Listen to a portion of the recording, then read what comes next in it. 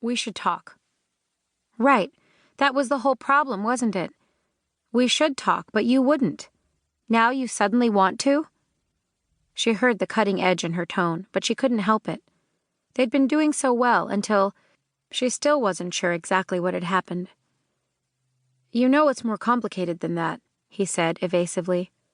Avery stretched her arms high above her head and slowly arced them out to her right, then back over to her left.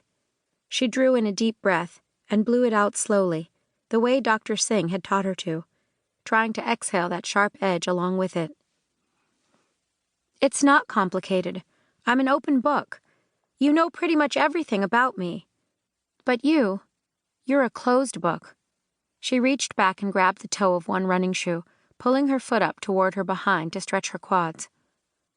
"I'm not a closed book." She did the same with her other foot. "Closed and locked, like my 8th grade diary." He didn't crack a smile. "You're exaggerating. This is all only about one thing.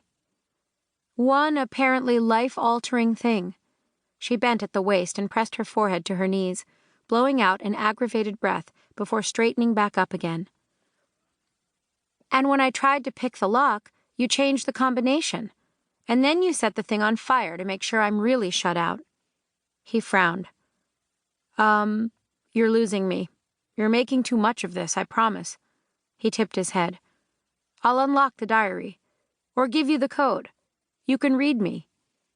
Her eyes were drawn to his lips, where the faintest hint of a grin threatened to break through. "So, you're an open book now?" Was he capable? Could the deeply guarded Detective Art Smith really let her in? She searched his eyes for some clue that he meant it. He held her gaze intently. "Completely. I'll prove it. How about tonight? Let me take you out. I'm a much better date than some stuffy Duke." Avery laughed, so he'd caught that. "It's a work thing. We're going to meet Aunt Midges' friend who just flew in from Europe, from this small kingdom called Valle Charme. He wants to discuss hiring us to appraise an entire mansion full of antiques in the Hudson Valley before he sells the place. Some of it goes back centuries." Art's eyebrows went up. "Nice.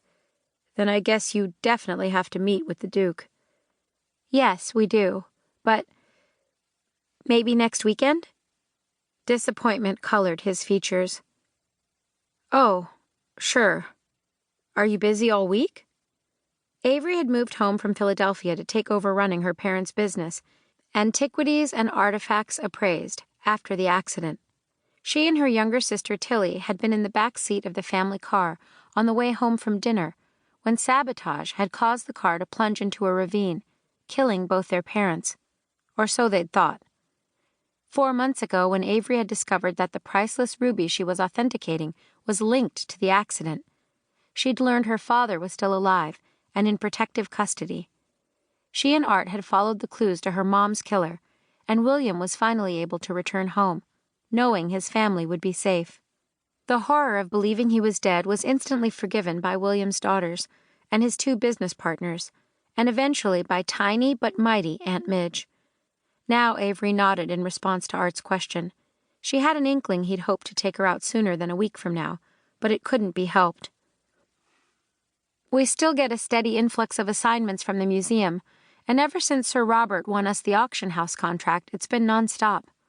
I'm not complaining," she added. "Sounds like it's been great for the business," he agreed. "Are you free next Friday night?"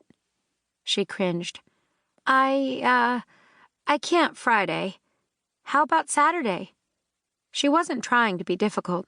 She couldn't tell him what she'd be doing Friday. A stab of guilt prodded her, but she shrugged it off. They hadn't dated in almost 2 months. She had nothing to feel guilty about. "I'll take it. I'll let you get to your work thing." The space between them, the lack of a hug goodbye, punctuated Avery's unrest and mixed emotions about the detective. She raised a hand in a wave as he drove away and then headed inside to shower. 2 hours later, Avery and her father turned onto the long, winding driveway that led to Pennington Manor. She'd first met Nicholas Pennington IV this summer in London, when they'd been settling Tilly into school at the Voice Conservatory.